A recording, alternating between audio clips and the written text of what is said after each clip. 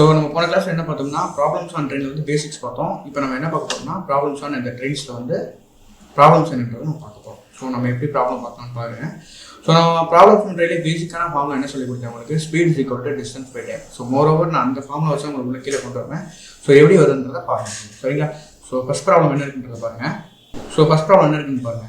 First problem என்னன்னா, the average speed of a train without stoppages is 48 km/h and average speed with stoppages is 40 km/h. How many minutes in an hour? அவங்க என்ன கேட்குறாங்க, how many minutes in an hour கேட்குறாங்க, how many minutes in an hour கேட்குறாங்க. in an hour the train stop on an average. அவங்க என்ன கேட்குறாங்கன்னா, எந்த டைமில் வந்து எங்களுக்கு வந்து என்னன்னா ஹவரில் கேட்குறாங்க, ட்ரெயின் வந்து ஸ்டாப் ஆகும்னு கேட்குறாங்க. ஸோ எப்படி சார் கண்டுபிடிக்கிறது அப்படின்னா சிம்பிள் தான். கவனிங்க, நம்மளுக்கு தேவையான ஃபார்முலானது ஆல்ரெடி என்ன சொல்லியிருக்கேன், ப்ராப்ளம்ஸ் ஆன் ட்ரெயினில் வந்து பேசிக்ஸ் ஃபார்முலா நம்மளுக்கு என்ன ஃபார்முலானா speed is equal to distance by time. So என்ன வரப்போ speed is equal to distance by time. So இதான் பேசிக்ஸ் ஃபார்முலா. நம்மளுக்கு என்ன கேட்குறாங்கன்னா டைம் தான் கேட்குறாங்க. தானே என்ன கேட்குறாங்க நம்மளுக்கு, அவனது how many minutes in a hour. So time தான் கேட்குறாங்க நம்மளுக்கு. ஸோ நம்ம டைம் தான் கண்டுபிடிக்கணும். ஸோ டைம் இங்கிட்டு போயிடுச்சுன்னா ஸ்பீடு கீழே வந்துடும். ஸோ டைம் வந்து இங்கிட்டு போனான்னா ஸ்பீடு எங்கே வந்துடும், கீழே வந்துடும். ஸோ அப்போ டைம் ஈக்குவல் டு என்ன இருக்கும், time is equal to distance divided by speed. So இப்போ என்ன சார் கண்டுபிடிக்கிறோம் அப்படின்னா, நம்ம ஏதோ ஒரு டைம் நம்ம கண்டுபிடிக்கணும். ட்ரெயின் வந்து ஸ்டாப் ஆகிறது டைம் கண்டுபிடிக்கணும். ஸோ அதை எப்படி கண்டுபிடிக்கலான்றத பாருங்க. ஸோ என்ன எழுதுனா, இந்த டிஸ்டன்ஸ் போல் என்ன எழுதுனா டிஃபரன்ஸ் இன்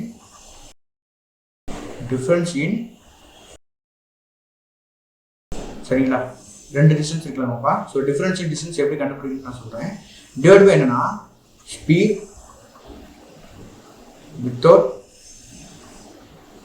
ஸ்டாப்பேஜஸ். சொல்லிட்டான்.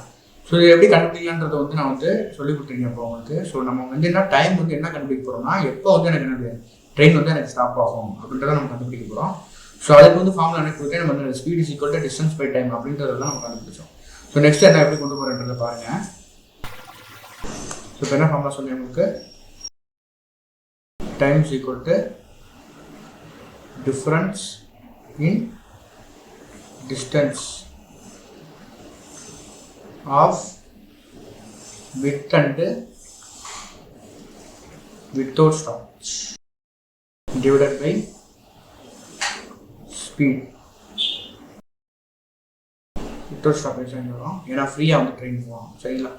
ஸோ கண்டுபிடிங்க. எப்படி கண்டுபிடிக்கலான்னு பாருங்கள், சிம்பிள் தான். ஸோ இது எப்படி கண்டுபிடிக்கிறாங்கன்னா difference in distance of with and without stoppage. So நல்லா கவனிங்க, எனக்கு வித் ஸ்டாப்பேஜில் என்ன போகுதுன்னா, எனக்கு வித் ஸ்டாப்பேஜில் ஸோ எனக்கு வித் ஸ்டாப்பேஜில் வித்தவுட் ஸ்டாப்பேஜில் எனக்கு எவ்வளோ ஸ்பீடில் போயிட்டுருக்கு, 48 km/h போகுது. ஸோ 48, ஸோ எனக்கு 48 km/h அர்த்தம், 48 km/h அப்படின்னா என்ன அர்த்தம் உங்களுக்கு, 48 km/hனா ஒரு ஹவருக்கு 48 km/h தான் மீனிங். இதுக்கு என்ன மீனிங்க, பெர் ஹாருக்கு எவ்வளோ போகுது, 48 km போகுதுன்னு அர்த்தம். சரியா? ஸோ பெர் ஹாருக்கு நான் வந்தது 48 km போகுது. ஸோ அப்போ ஒரு மணி நேரத்துக்கு எத்தனை கிலோமீட்டர் போகும், 48 km போகும். ஆமாம் இல்லையா? இதுனது வித்தவுட் ஸ்டாப்பேஜ் அப்படி தானே. So without stoppage. சரிங்களா? ஸோ வித் ஸ்டாப்பேஜ் என்ன சொல்கிறாங்க, எனக்கு வித் ஸ்டாப்பேஜ் என்ன சொல்கிறாங்கன்னா, எனக்கு 40 km/h சொல்கிறாங்க. ஸோ வித் ஸ்டாப்பேஜ் எனக்கு என்ன போகுதுன்னா, எனக்கு வித் ஸ்டாப்பேஜ் எவ்வளோ போகுது, 40 km/h. இதுக்கு என்ன மீனிங், 1 ஹவருக்கு எத்தனை கிலோமீட்டர் போகும், 40 km போகும். ஸோ 1 ஹவருக்கு எவ்வளோ போகும், 40 km எனக்கு போகும்னு சொல்கிறாங்க. ஸோ இதான் நம்ம கண்டுபிடிக்க போகிறோம். ஸோ எனக்கு எப்படி கண்டுபிடிக்கணுன்றதை பாருங்கள்.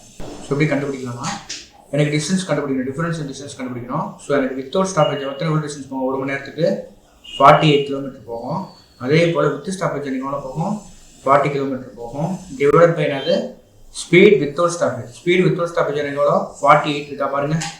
என்ன 48 இருக்கா தெரியுதா? ஸோ இந்த 48 நம்ம அந்த 48 நம்ம என்ன யூட்டிலைசேஷன் பண்ணிக்கலாம். ஸோ 48 சரிங்களா? ஸோ இப்போ டிஃப்ரெண்ட் பண்ணுங்கள், என்ன வரும் எனக்கு, ஸோ டிஃபர் பண்ணுங்கள் என்ன வரும் எனக்கு 48 - 40 என்ன வரும் எனக்கு 8 வரும். நம்ம டைம் தான் கண்டுபிடிக்கிறோம் அப்படி தானே. ஸோ டைம் தான் கண்டுபிடிக்கிறோம், டிவைட் பை 48 இருக்கும். நம்ம இது என்ன யூனிட்ல இருக்குன்னு பாருங்கள். இது வந்து என்னது ஆக்சுவலாக இது வந்து எல்லாமே ரெண்டுமே நிறைய கிலோமீட்டர் தான்.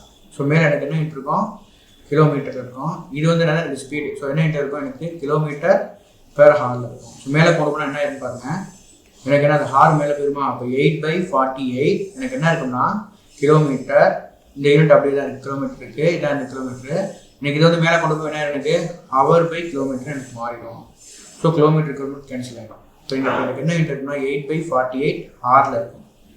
ஸோ அவங்க எதில் எனக்கு கேட்டிருக்காங்க பாருங்கள், எனக்கு எதில் கேட்டிருக்காங்க, இனி எதாவது கேட்டிருக்காங்க ஹவு மெனி மினிட்ஸ் தான் கேட்டிருக்காங்க. ஸோ ஆன்சர் பார்த்தீங்கன்னா எல்லாமே மினிட்ஸ் தான் இருக்கும்.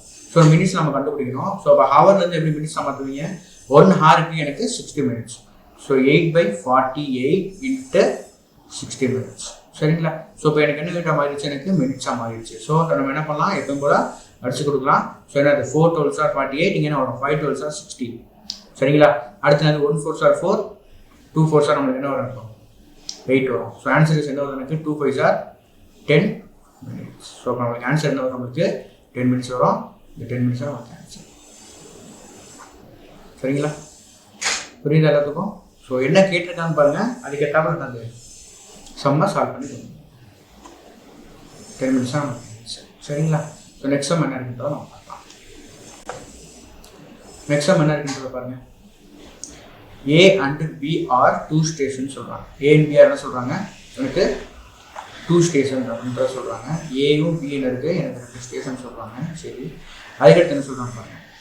A train goes from A to B at என்ன சொல்கிறாங்க 64 km/h சொல்கிறாங்க, and returns to A at a slower speed.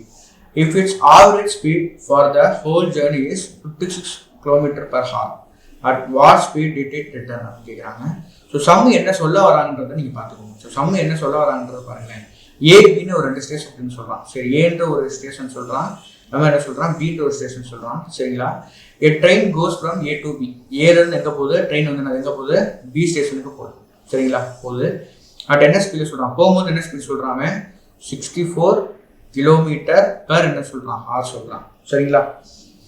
And returns to என்ன சொல்கிறான், ஏன் என்ன சொல்கிறான் ஸ்லோவர். அதாவது ரிட்டர்ன் வரும்போது என்னன்னா நீங்கள் போன ஸ்பீட் இருக்குது பார்த்தீங்களா, அதோட கம்மியாக தான் அவன் சொல்கிறான். ஆனால் அதை பற்றி என்ன ஸ்பீட் அவன் சொல்லலை. சரிங்களா.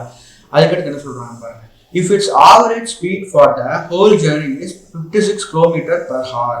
இப்போ இங்கே என்ன கொடுத்துருக்காங்கன்னா, எனக்கு என்ன கொடுத்துருக்காங்க, எனக்கு ஆவரேஜ் ஸ்பீட் வந்து எனக்கு என்ன பண்ணியிருக்காங்க கொடுத்துருக்காங்க, என்ன கொடுத்துருக்காங்க, ஆவரேஜ் ஸ்பீட் வந்து எனக்கு கொடுத்துருக்காங்க. ஸோ நம்ம ஆவரேஜ் ஸ்பீட் கொடுத்துருக்காங்கன்னு அர்த்தம். ஆவரேஜ் ஸ்பீட் எவ்வளோ கொடுத்துருக்காங்க, எனக்கு 56 km/h கொடுத்துருக்காங்க. ஸோ நம்ம என்ன கண்டுபிடிக்கணும், what speed did it return. அதாவது ரிட்டர்ன் ஸ்பீட் இருக்கு பார்த்தீங்களா ஸ்லோ வாட்சில், அந்த ஸ்பீட் என்ன கேட்குறாங்க. நம்ம வாங்க என்னன்னு பார்க்கலாம். சரிங்களா. நான் ஆல்ரெடி உங்களுக்கு சொல்லி கொடுத்துருக்கேன், speed is equal to distance by time. அதான் நம்மளுக்கு என்னது பேசிக் ஃபார்முலான்னு சொல்லி கொடுத்துருக்கேன், அப்படி தானே. ஸோ அப்போ என்ன ஃபார்முலா, அது speed is equal to distance by time. சரிங்களா. Speed is equal to distance by time. இங்கே என்ன கொடுத்துருக்காங்கன்னா, எனக்கு என்ன கொடுத்துருக்காங்க, ஆவரேஜ் ஸ்பீட் கொடுத்துருக்காங்க. ஸோ அப்போ ஆவரேஜ் ஸ்பீட் ஃபார்முலா எனக்கு தெரியும். ஆவரேஜ் ஸ்பீட் வந்து நார்மலாக ஷார்ட்டாக எழுதிக்கோங்க. ஸோ எனக்கு ஆவரேஜ் ஸ்பீட் அப்படின்றதுக்கு ஃபார்முலா எனக்கு என்னன்னா, ஞாபகம் வச்சுக்கோங்க, 2xy divided by x + y. சிம்பிளாக ஞாபகம் வச்சுக்கோங்க, 2xy divided by x + y. எக்ஸ்னா என்னன்னா போகிறாங்க ஃபர்ஸ்ட்டு, இப்போ ஃபார் கோயிங் ஸ்பீட் வச்சுக்கோங்க, போகிற ஸ்பீட் கோயிங் ஸ்பீட் வச்சுக்கோங்க. ஒயின்ற என்ன சொல்லலாம்னா, ஒயின்ற நம்ம என்ன சொல்லலாம்னா ரிட்டர்ன் ஸ்பீட் சொல்லலாம். ஸோ ரிட்டர்ன் ஸ்பீட், புரியுதுங்களா. ஸோ எக்ஸ்ன்றது நம்மளுக்கு என்னது, ட்ரெயின் வந்து அது ஃபஸ்ட் இங்கேருந்து போகிறான்ல, ஏலேருந்து போகிறான் பார்த்தீங்களா ட்ரெயினை. ஸோ அதோட ஸ்பீட் வந்து நம்ம எக்ஸ்னு வச்சுக்கலாம். ட்ரெயின் வந்து அது பி, இது வந்து ஏ ஸ்டேஷன், இது வந்து பி ஸ்டேஷன் வச்சுக்கோங்க. ஸோ இங்கேருந்து வரதுக்கான ஸ்பீட் வந்து ஒய்னு வச்சுக்கோங்க. சரிங்களா. ஸோ அப்போ ஆவரேஜ் ஸ்பீடுக்கு வந்து ரொம்ப முக்கியமான ஃபார்முலா தான். ஸோ இது வந்து நான் ஃபார்முலாவே நீங்கள் என்ன பண்ணிக்கலாம், நீங்கள் பேசிக்ஸ்லேயே நம்ம என்ன பண்ணிக்கலாம், ஏற்றிக்கலாம். ஸோ ஆவரேஜ் ஸ்பீடு ஃபார்முலா வந்து 2xy = x + y. எனக்கு இந்த ஆவரேஜ் ஸ்பீடு எவ்வளோ கொடுத்துருக்காங்க, நம்மளுக்கு இந்த 56 கொடுத்துருக்காங்க. அது போக என்னன்னா, நான் ட்ரெயின் வந்து போகும்போது இருக்கிற ஸ்பீட் என்ன கொடுத்துருக்காங்க, எனக்கு இந்த 64 km/h வந்து எனக்கு கொடுத்துருக்காங்க. ஸோ என்னன்றதை பார்க்கலாமா. ஸோ கவனிச்சுட்டு வாங்க. ஸோ என்ன இருக்குங்க, ஆவரேஜ் ஸ்பீடு என்ன கொடுத்துருக்காங்க 56 km/h. ஸோ என்ன வச்சுக்கலாம், 56 km/h வச்சுக்கலாம். எனக்கு 2 அப்படியே போட்டுக்கோங்க. எக்ஸ் இன்ட்டு ஒய் இருக்கா. ஸோ எக்ஸ்ன்றது நம்மளுக்கு கொடுத்துருக்காங்க. எக்ஸ்ன்றது வந்து போகிறதுக்கான ஸ்பீட். ட்ரெயின் வந்து போகும்போது என்ன ஸ்பீடில் போயிட்டு இருக்கு, நம்மளுக்கு 64 போயிட்டு இருக்கு. ஸோ நம்ம என்ன வச்சுக்கலாம், நம்ம 64 வச்சுக்கலாம். இந்தியா எனக்கு என்னது ஒய் தான் நம்ம கண்டுபிடிக்கணும், அப்படி தானே. அவங்க என்ன கேட்குறேன், what speed did it return, அதாவது ரிட்டர்ன் ஸ்பீட் என்னன்னு கண்டுபிடிக்க சொல்றாங்க அப்படிதானே. ஸோ ரிட்டர்ன் ஸ்பீட் நம்மளுக்கு என்ன வரணும்னு சொல்லி கொடுத்துருக்கீங்க சார், ஒய்னு சொல்லி கொடுத்துருக்கீங்க. ஸோ நம்ம ஒய்னு வச்சுக்கலாம் சரிங்களா. டிவைட் பை எனக்கு நீங்கள் மல்டிபிள் தான் பாருங்க சரிங்களா. டிவைட் பை இருக்குன்னா எக்ஸ் பிளஸ் ஒய், அதாவது எக்ஸுக்கு பலன் இருக்கு நம்மளுக்கு இந்த 64 இருக்கு பிளஸ் ஒய் நம்ம கண்டுபிடிக்கிறோம். இது வரைக்கும் புரியுது நம்மளுக்கு. ஸோ நெக்ஸ்ட் என்ன சார் பண்ண போறீங்க அப்படின்றத பாருங்க, சிம்பிளா பண்ணி வச்சிடலாம் சரிங்களா. இப்போ என்ன இருக்குன்னு பாருங்க, இது எப்படி வச்சுக்கலாம் நம்ம. ஸோ நெக்ஸ்ட் ஸ்டெப் எழுதுறேன், அடுத்தது எழுதுறேன் பாருங்க. ஸோ இப்போ நான் 56 அப்படி வச்சுக்கலாம். இந்த டேர்மை ஹோல் டேர்மை நான் இங்கே கொண்டு தானே ஆயிரும், 56 இன்ட்டு மல்டிபிள் ஆயிருமா. ஸோ 64 ப்ளஸ் ஒய்னு ஆயிரும் அப்படி தானே. சீக்வல் என்ன இருக்கு எனக்கு 2 இன்ட்டு 64 இன்ட்டு ஒய்னு இருக்கும் சரியா, கவனிங்க. ஸோ அப்போ என்ன பண்ணலாம்னா ரெண்டு சைடு நம்ம அடிச்சு கொடுக்கலாம் அப்படி தானே. ஸோ அப்போ என்ன இருக்குது 2 இருக்குது. ஸோ நம்ம சப்ராக்ட் பண்ணிக்கலாம், சால்வ் பண்ணிக்கலாம். ஸோ 1 2 சார் 2 இங்கே என்ன வரும் எனக்கு 28ன்னு வரும் அப்படி தானே ரைட். இந்த 28 64 அடிக்க முடியாதுன்னு பாருங்க, ஏன்னா எல்லாமே எனக்கு மல்டிபிள் தான் இருக்குது. ஸோ நான் ஒய் தான் கண்டுபிடிக்க போகிறேன், அதனால நான் சிம்ப்ளை பண்ணலாம். ஸோ அப்போ 28 64 அடிச்சா எனக்கு என்ன வரும், எனக்கு 2 டேபிளே அடிங்க அவ்வளோதான். என்ன வரும் 1 2 சார் 2 4 2 சார் 8, இங்கே என்ன வரும் 3 2 சார் 6 2 2 சார் 4 சரிங்களா. அங்கே அடிச்சா என்ன வரும் எனக்கு இங்கே 7 வரும், இங்கே என்ன வரும் எனக்கு 16 வரும். ஸோ அடுத்து நம்ம அடிக்க முடியாது. இப்போ பேலன்ஸ் என்ன இருக்குன்னா எனக்கு 7x என்ன இருக்குது 764 ப்ளஸ் ஒய் இருக்குது. எனக்கு அங்கிட்ட என்ன இருக்குன்னா 16 இருக்குது அப்படி தானே. ஸோ 16 ஒய் இருக்குது. ஸோ நெக்ஸ்ட் என்ன பண்ணுறாங்கன்ற பாருங்க. இப்போ நடுவில் ப்ளஸ் தான் இருக்குது, நடுவில் நம்மளுக்கு என்ன இருக்குது ப்ளஸ் தான் இருக்குது. ஸோ 7 நம்ம உள்ள மல்டிபிள் பண்ணலாம். 764 மல்டிபிள் ஆகுமா. ஸோ 7 இன்ட்டு 64 ப்ளஸ் 7 இன்ட்டு என்ன வரும் 7 ஒய் வரும். ஈக்குவல் என்ன இருக்குது எனக்கு 16 ஒய் இருக்குது. ஸோ இப்போ இந்த 7 ஒய் எனக்கு கொண்டு போயிருக்குன்னா எனக்கு 16y minus 7y ஆகிட்டோம். ஸோ 16 minus 7y எனக்கு என்ன வரும், செப்பரேட் பண்ணுங்க. இது ஒரு 3 அங்கே ஒரு 6 இருக்கும். ஸோ 9y இருக்கும். இங்கே என்ன இருக்கு எனக்கு 7 இன்ட்டு 64 பேலன்ஸ் இருக்குது. நான் ஒய் தான் கண்டுபிடிக்கணும், 9 டிவைட் பண்ணிக்கங்க. So 64 7 into 64